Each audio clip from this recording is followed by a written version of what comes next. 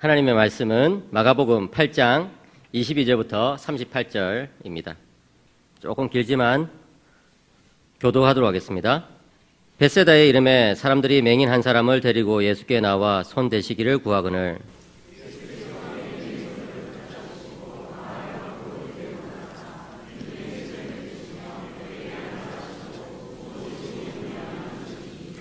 쳐다보며 이르되 사람들이 보이나이다. 나무 같은 것들이 걸어가는 것을 보나이다 하거늘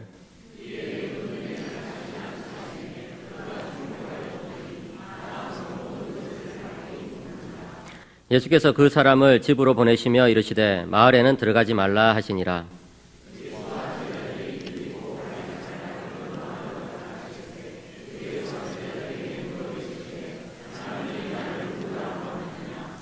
제자들이 여쭤와 이르되 세례 요한이라 하고 더러는 엘리야 더러는 선지자 중에 하나라 하나이다.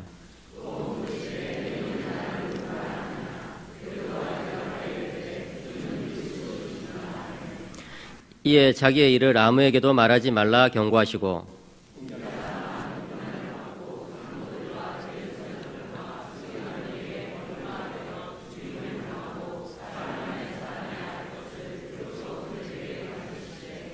들여놓고 이 말씀을 하시니 베드로가 예수를 붙들고 항변하매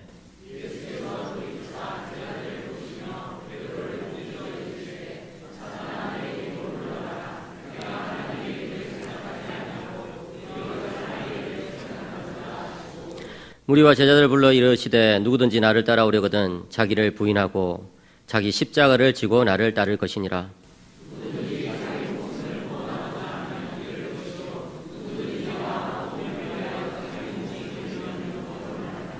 사람이 만일 온 천하를 얻고도 자기 목숨을 잃으면 무엇이 유익하리요? 같이 읽겠습니다. 누구든지 이음나라고 죄 많은 세대에서 나와 내 말을 부끄러워하면 인자도 아버지의 영광으로 거룩한 천사들과 함께 올 때에 그 사람을 부끄러워하리라. 아멘. 한 달 만에 여러분들을 뵙는 것 같습니다. 지난번 설교에서 제가 예수님께서 갈릴리 사역을 하실 때에 주 근거지로 삼았던 도시가 있다 이렇게 말씀을 드렸는데요. 그 도시에는 베드로의 집이 있었다 이렇게 말씀을 드렸는데 그 도시 이름이 기억나십니까? 예, 어떤 분들은 가버나움 이렇게 정답을 맞추시는데 대부분의 분들이 처음 듣는 이야기다 이런 표정을 짓고 계십니다. 그런 표정을 볼 때마다 저는 목사가 된 것이 감사합니다. 이렇게 말씀을 전하고 나면 잊어버리시기 때문에 또다시 또 말씀을 전할 힘을 얻게 됩니다. 말씀하신 것처럼 가버나움이 바로 예수님의 갈릴리 사역의 주된 그런 근거지였습니다. 그런데 지도에서 보듯이 이 벳세다라는 곳은 가버나움에서 멀지 않은 곳에 위치해 있었습니다. 주님은 오늘 본문에 따르면은 이 벳세다에서 맹인, 다시 말해서 시각장애인 한 사람을 고치십니다.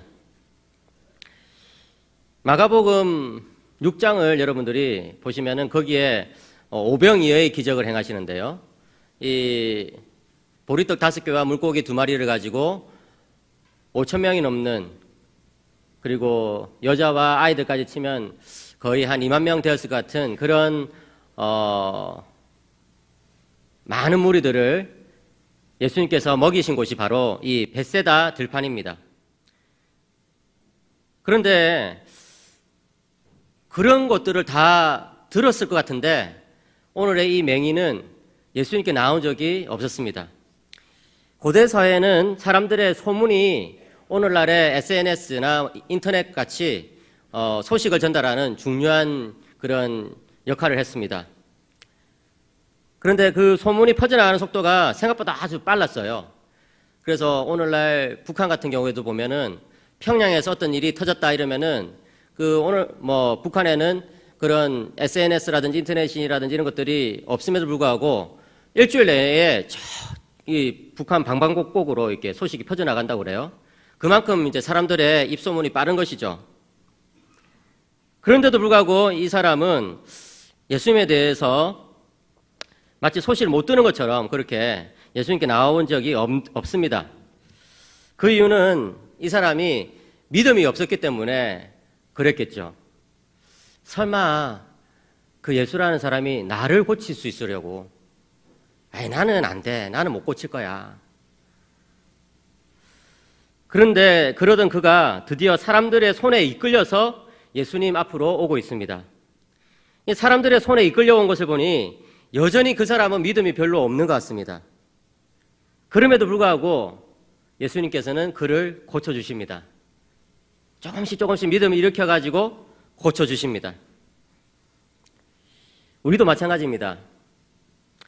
여러분들 중에 교회는 다니지만 난 사실 믿음이 없습니다. 이렇게 말하는 분들이, 그렇게 생각하는 분들이 있을지 모르겠습니다. 그리고 여러분들 중에서는 믿음이 없는 가족을 그냥 억지로 이렇게 교회 데리고 오는 경우도 있을지 모르겠습니다. 우리 이 청소년들이 있어서 한 가지 생각이 나는데요. 제가 지난달에 포항에 가지고 청소년들을 이렇게 모아놓고 수련을 했습니다. 첫째 날 밤이 됐는데 설교를 다 끝나고 나서 기도를 하는데 그 한 아이가 와가지고 저한테 상담을 받고 싶다는 거예요. 그 기도를 하고, 이제 기도 인도자가 앞에서 기도하고 있을 때 저도 뒤에 앉아서 기도하고 있는데 그 학생이 온 것이죠. 들어보니까 이제 고등학교 3학년 올라가는 친구인데 자기는 수련을 왔지만 믿음이 없다는 거예요. 그리고 자기 부모님이 이 교회를 다니시는데 자기는 믿음이 없다는 거예요. 그래가지고 오히려 막 교회 나가라고 하는 부모님 뜻을 거슬려가지고 이제 교회 빼먹기도 하고 또 뭐 부모님 하지 말라는 것도 많이 했다는 것이죠. 그런데 수련의 마지막 날 밤이 됐는데 이 친구가 아주 심각한 표정을 지으면서 저한테 다시 찾아왔습니다. 목사님 말씀을 들어보니까 천국이 있는 것 같습니다. 그런데 만약에 천국이 진짜 있다고 한다면은 저는 겁이 납니다. 그 천국 꼭 들어가야 되는데 내가 이렇게 살다가 천국 못 들어갈 것 같아서 겁이 납니다. 목사님 어떻게 하면 좋을까요?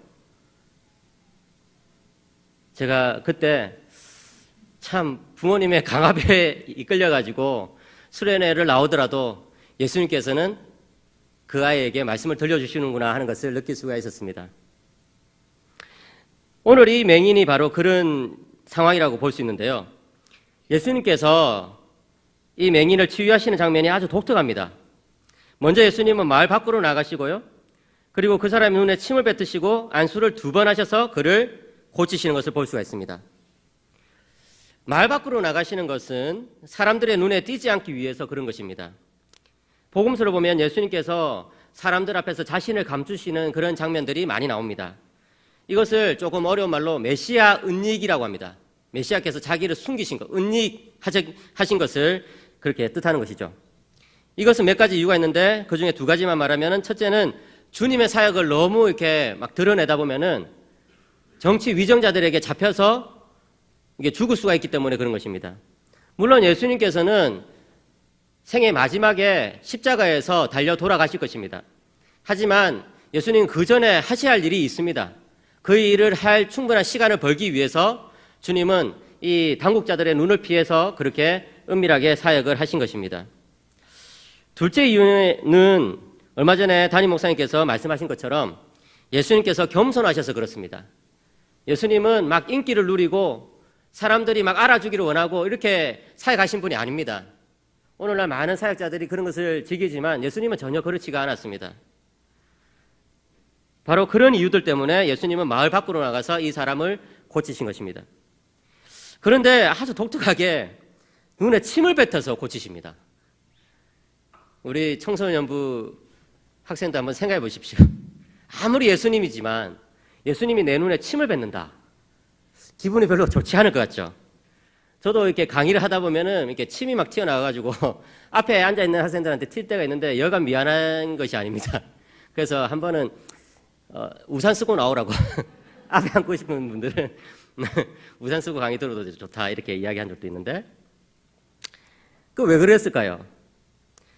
이 사람이 믿음이 부족해서 그런 것입니다. 이 사람이 믿음이 부족하기 때문에 예수님께서 그냥 말로도 고치실 수도 있고 또 이렇게 터치만으로 고칠 수도 있겠지만 그 부족한 믿음을 이렇게 일으켜 보시려고 예수님께서 노력을 하신 것입니다. 특별히 그 당시에는 영웅의 침에는 아주 신비한 그런 효능이 있다는 그런 미신이 있었습니다.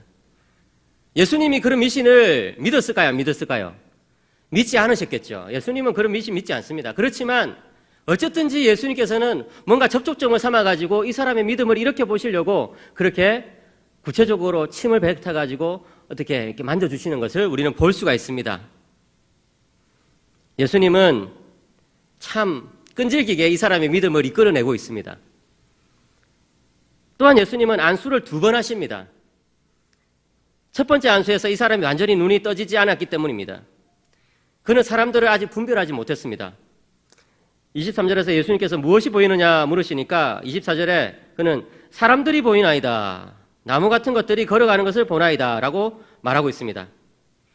사람이 어떻게 생겼는지 정확하게 잘 알지 못한 것을 보니까 이 사람은 날 때부터 맹인이 되었거나 아니면 아주 어린 시절 사고를 당해가지고 맹인이 된 그런 처지인 것 같습니다. 하지만 예수님께서 2번째 이렇게 안수를 해주셨을 때에 그는 비로소 모든 것을 밝히 보게 되었습니다.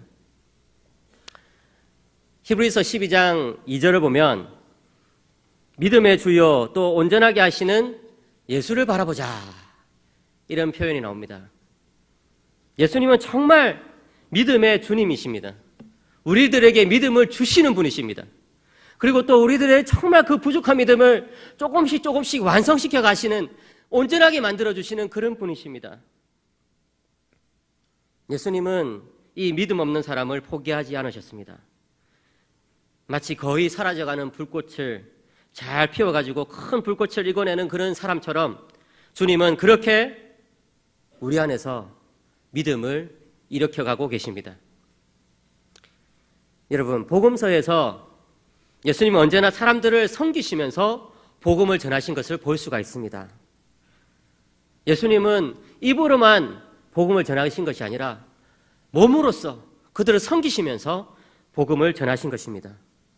특별히 예수님은 한 사람을 섬기실 때에 그 사람에게 맞추어서 섬겨주십니다. 예수님은 또한 한 사람이라도 포기하지 않습니다. 그래서 어떤 일본 기독교 작가가 쓴 소설을 보면 예수님에 대해서 이렇게 표현한 것이 나옵니다. 예수님은 스쳐 지나간 사람도 결코 그를 잊을 수 없는 분이다.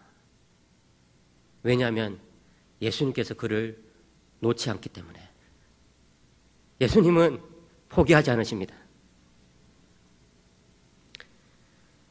여러분, 우리가 살아가면서 나 아닌 남을 위해서 살아가는 삶이 너무나 중요합니다. 오늘날 세상이 이렇게 혼란스러운 까닭은 사람들이 모두 다 자기 자신만을 위해서 살아가기 때문에 그렇습니다. 예수님은 이 병든 세상을 고쳐주시기 위해서 자신을 다 비워내시고 스스로 섬기는 삶을 보여주셨습니다. 성도 여러분, 우리가 살아가는 세상이 왜 이렇게 재미가 없을까요? 우리가 섬김의 삶을 살지 아니하고 도리어 섬김을 받으려 하고 이기적인 삶을 살기 때문에 그렇습니다. 왜 우리가 서로 다투고 싸울까요?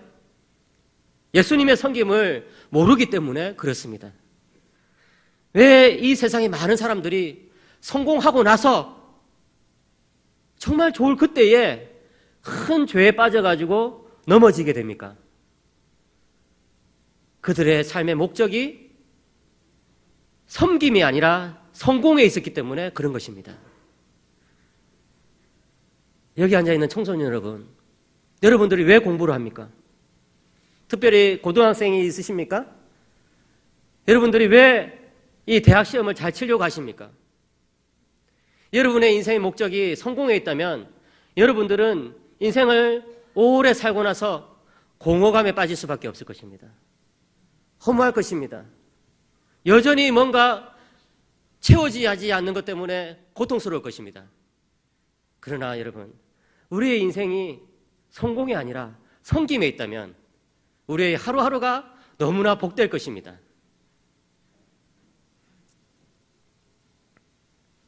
계속해서 여러분 27절을 보면 주님께서 빌립보 가이사랴 여러 마을로 가셨습니다.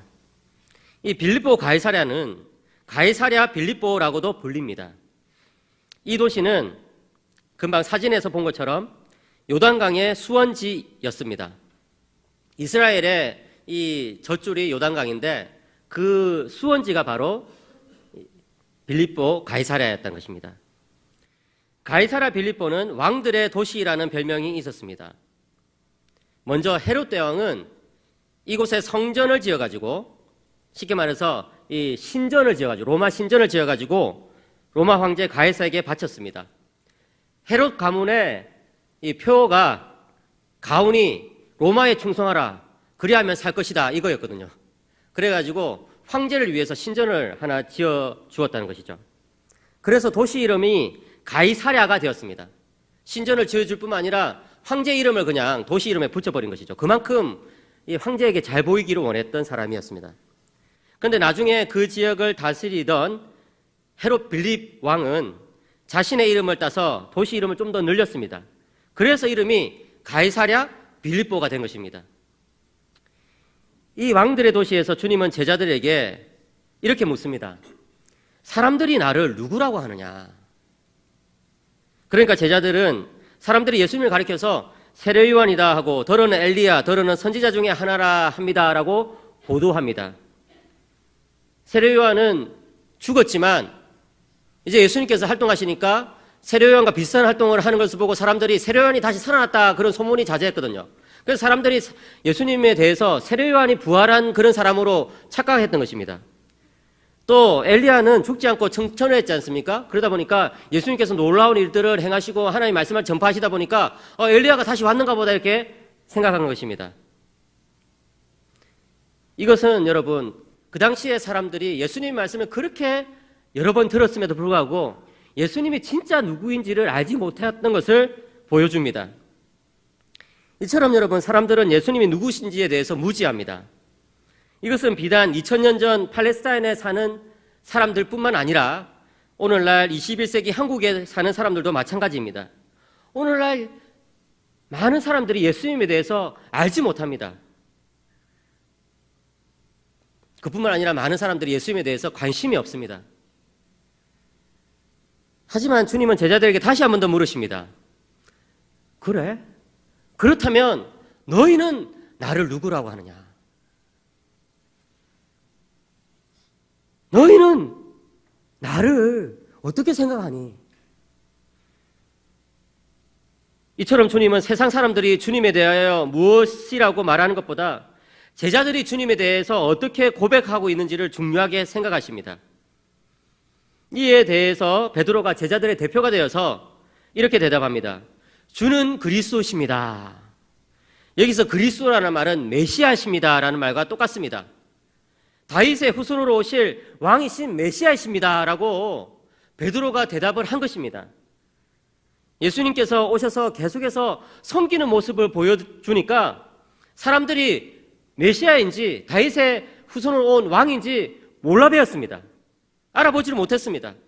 왕은 섬김을 받는 자이지 자신이 직접 섬기는 그런 사람은 아니거든요. 그런데 베드로는 예수님이 그렇게 구약에 약속된 그 왕이신 것을 알았습니다.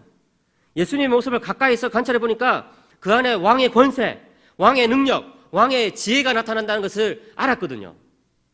그래서 예수님은 메시아십니다.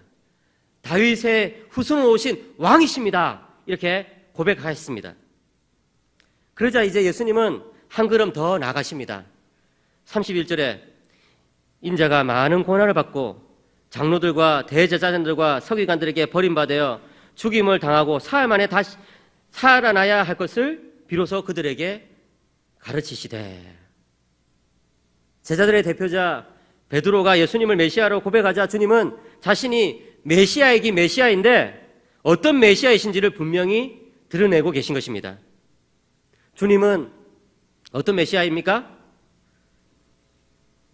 많은 고난을 받는 메시아, 장로들과 대제사장들과 서기관들에게 버림받아 죽게 될 메시아, 그렇지만 사흘 만에 다시 살아나게 될 메시아이신 것입니다.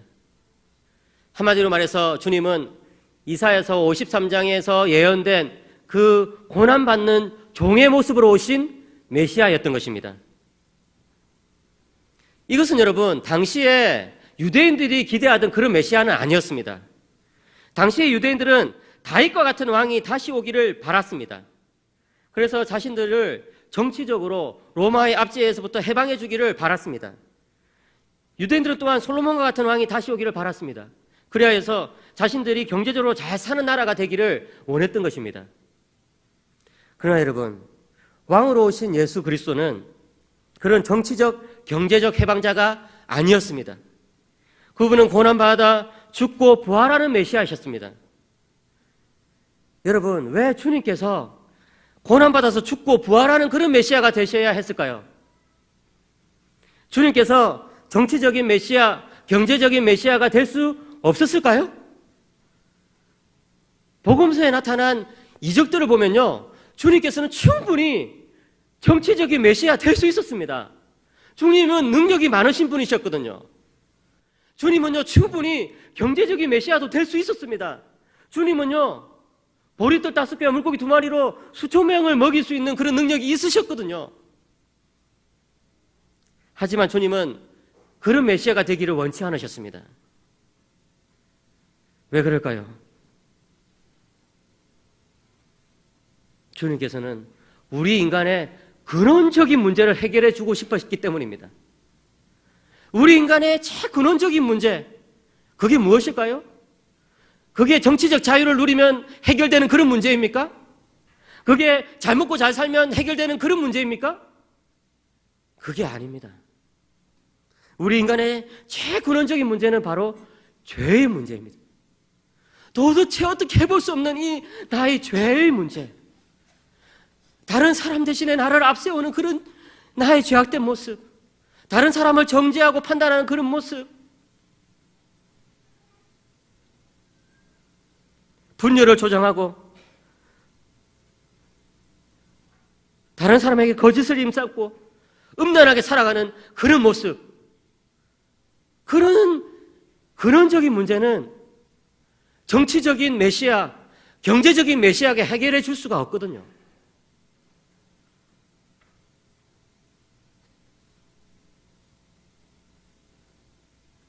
인간의 죄가 어떻게 해결될 수 있습니까?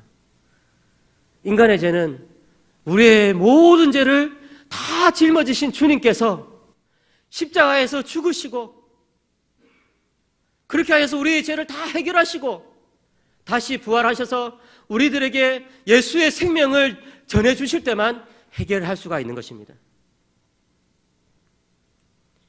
여러분, 사람이 언제 변화될 수 있습니까?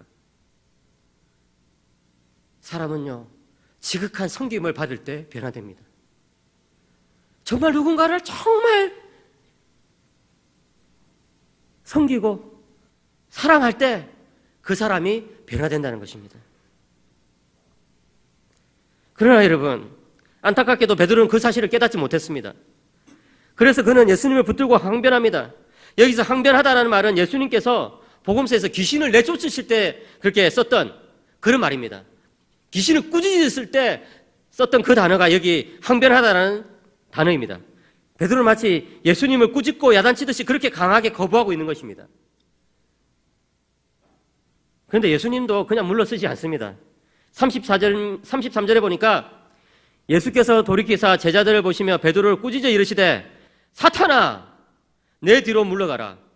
네가 하나님의 일을 생각하지 아니하고 도리어 사람의 일을 생각하는도다. 이렇게 꾸짖으셨습니다.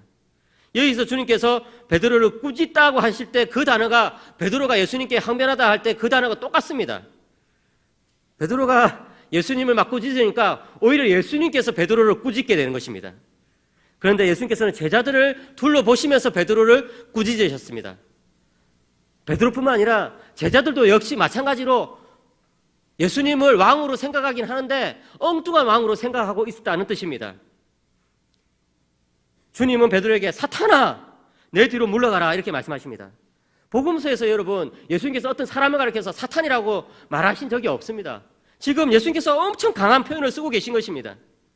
예수님께서 베드로를 사탄이라고 부르신 까닭은 베드로가 사탄이 되었기 때문에 그런 것이 아닙니다. 베드로가 갖고 있는 메시아에 대한 생각이 너무나 사탄적이었기 때문에 그런 것입니다. 베드로는 예수님이 메시아라는 사실을 알았지만, 왕이라는 사실을 알았지만, 그가 생각한 그 메시아 왕의 모습은 여전히 세상 사람들의 욕망이 만들어낸 것에 불과했습니다. 베드로는 벳세다의 맹인처럼 2단계에 걸쳐서 눈이 떠져야 할 시점에 이르렀습니다. 말하자면 베드로는 첫 번째 안수를 받았습니다. 그래서 예수님께서 메시아시고 왕이라는 사실을 깨달았습니다. 어렴풋이 뭔가 보기는 봅니다. 그러나 이제 그는 두 번째 안수가 필요합니다. 예수님께서 왕인데 어떤 왕인지 분명히 알아야 한다는 것입니다. 예수님께서 정말 섬기는 왕이라는 것을 알아야 한다는 것입니다. 사랑하는 소명가족 여러분, 우리가 교회를 다니면서도 여전히 세상 사람들의 욕망에 이끌려서 교회 생활을 할 수가 있습니다. 우리가 예수님을 믿더라도요, 우리가 섬기는 예수님이 나 욕망이 만들어낸 예수님일 수가 있습니다. 그래서 하나님께서는요, 십계명 1계명을 주셨을 뿐만 아니라 십계명 2계명도 주신 것입니다. 하나님만을 섬기는 것이 중요합니다. 그렇지만 어떤 하나님을 섬기느냐 하는 것이 더 중요합니다. 우리가 하나님을 섬긴다고 하면서 섬기지 않으면 우상을 섬기는 것과 마찬가지인 것입니다. 세상 사람들이 좋아하는 것을 우리도 좋아하면서 예수님을 잘 섬기고 있는 것처럼 착각할 수가 있습니다. 우리가 예수님을 어떤 분으로 고백하느냐 하는 것은 결국 우리의 관심이 어디에 있는지를 잘 보여줍니다. 우리의 예수님 상은 우리의 인생관, 우리의 세계관, 우리 마음속에 있는 생각을 다 반영한 것이기 때문에 그런 것입니다.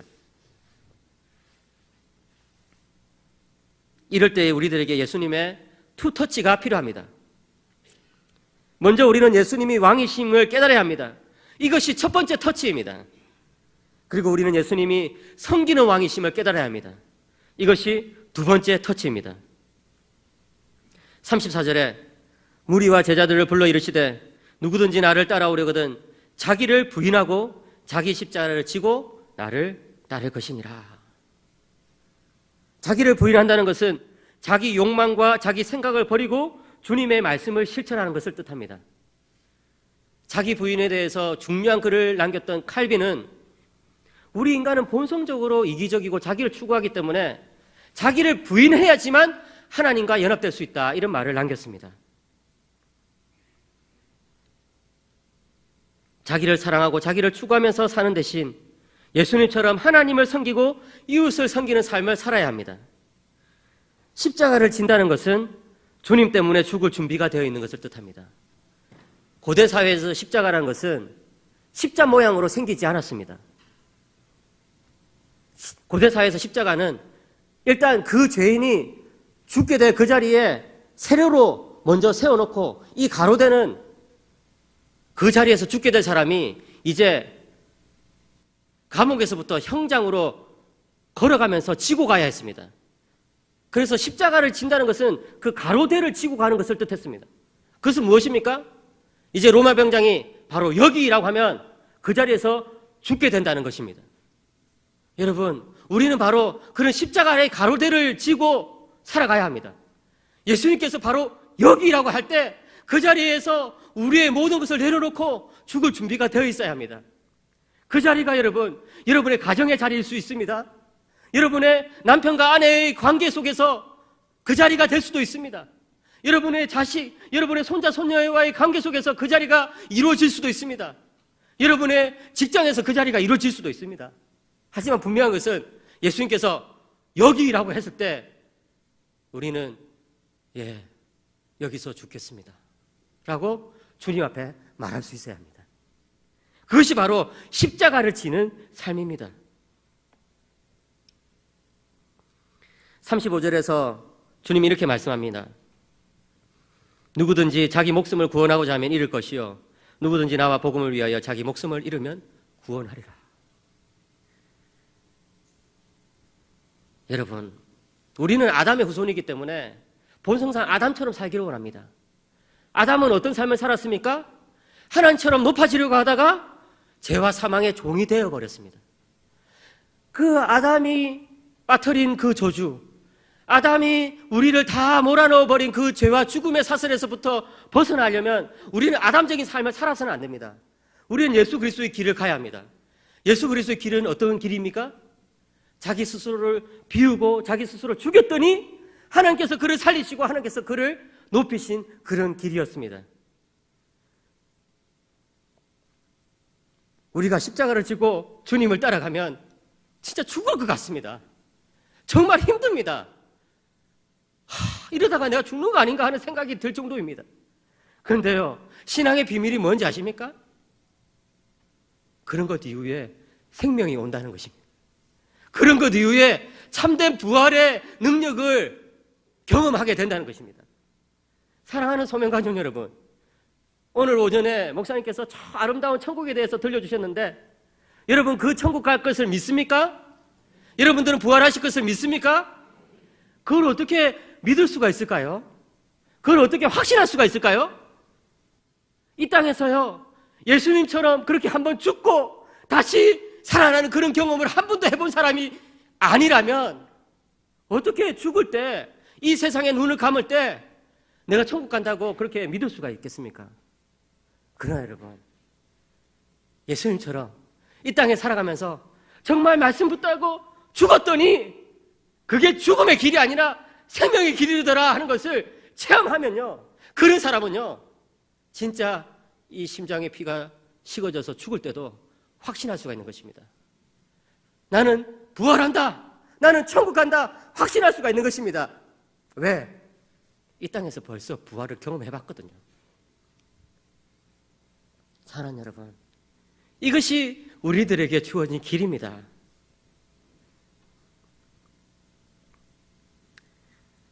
작년 10월에 있었던 일입니다.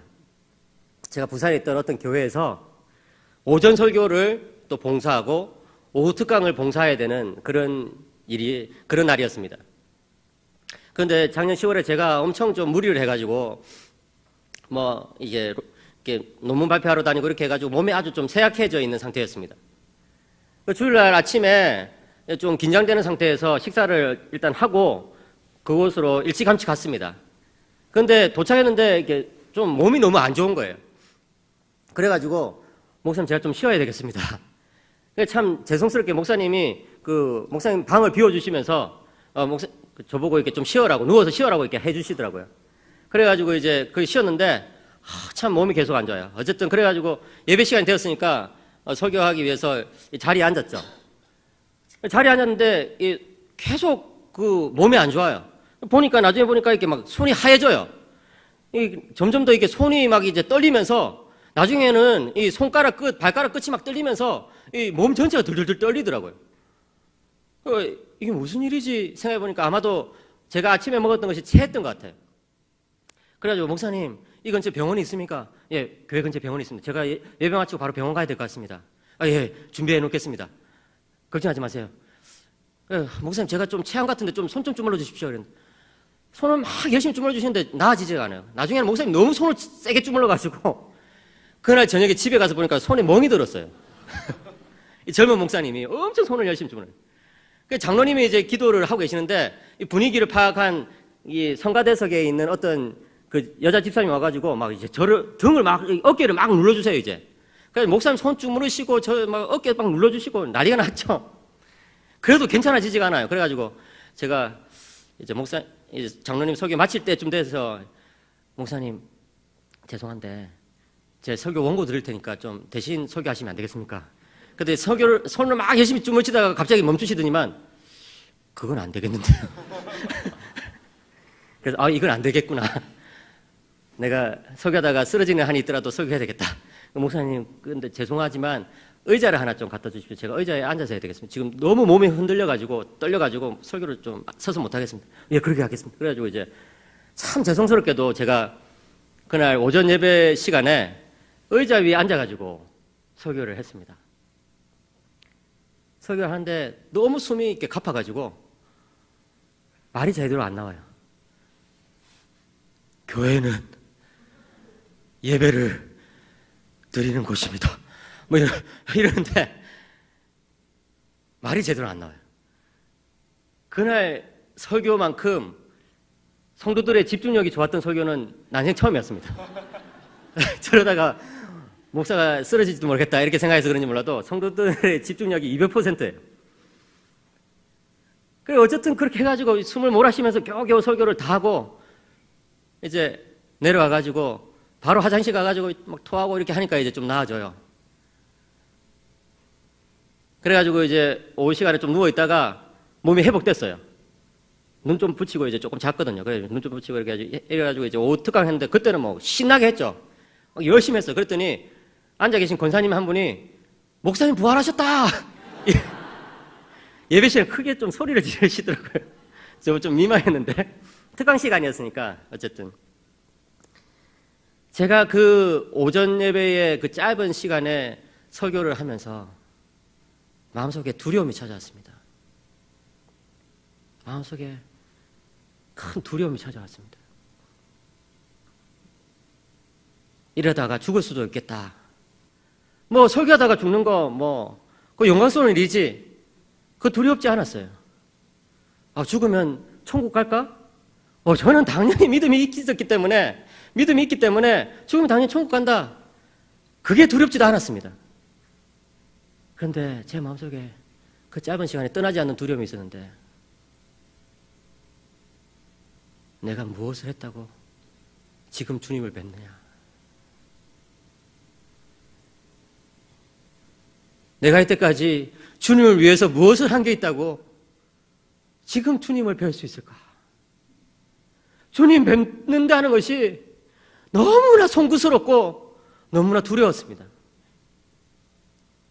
주님은 이 땅에 종으로 오셨는데 그래서 그분의 전 생애를 1분 1초도 남김없이 우리들을 극진하게 섬겨주셨는데 나는 주님을 따른다고 하면서 목사 타이틀은 가지고 있으면서 주님의 종이라는 그런 명칭은 있으면서 주님을 제대로 섬겨드린 적도 별로 없고 성도들을 제대로 섬긴 적도 별로 없고 주님께서 부탁하신 일에 정말 전심전력 충성한 적도 별로 없는 것 같아서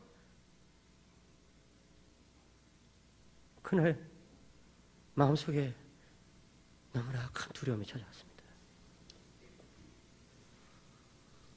그날 밤에 집에 갔는데 잠이 오질 않았습니다. 제가 무릎을 꿇고 주님 앞에서 울면서 기도했습니다. 주님은 섬기는 왕으로 오셨건만 저는 그런 삶을 살지 못했습니다. 주님 용서하여 주시옵소서. 용서하여 주시옵소서.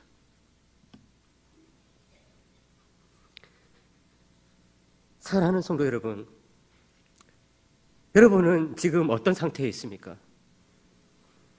여러분은 예수님에 대한 소문은 많이 듣긴 듣는데 그분과 나는 아무런 관련이 없어. 그래서 예수님께 나오지 않는 그런 상태에 있습니까? 아니면 사람들의 손에 억지로 이끌려가지고 그냥 예배당 마당만 밟는 그런 상태에 있습니까? 아니면 예수님의 첫 번째 안수를 받아 예수님께서 왕이시라는 것을 고백한 그 자리에 멈추고 계십니까?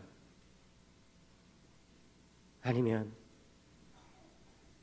예수님의 두 번째 터치를 받고 그래 나도 예수님처럼 살아야지, 그래 나도 바로 저 길을 가야지 하면서 매일매일 힘들지만 어렵지만 그 길을 가는 그런 삶을 살아가십니까? 세상을 바꾸시는 주님의 전략은 바로 섬김에 있습니다. 우리가 오늘 하루 섬김의 태도로 살아갈 때 예수님은 우리를 통해서 이 세상을 바꾸십니다. 사랑하는 성도 여러분, 내 한 몸이, 내 한 인생이 이 세상에 무엇을 할 수 있을까? 그렇게 고민될지 모르겠습니다. 내 인생이 뭐 이렇게 살아가다가 너무 의미 없이 끝나는 거 아닌가? 이렇게 생각할지 모르겠습니다. 그러나 여러분이 부엌에서 허드렛 일을 할지라도, 여러분이 직장에서 매일 반복되는 그런 삶을 살지라도 섬기는 마음으로 그 일을 하신다면 예수님은 바로 여러분을 통해서 이 세상을 바꿔가고 계신 것입니다. 섬김을 통한 세상의 변화를 추구하는 우리 소명가족 되기를 주님의 이름으로 간절히 축복합니다.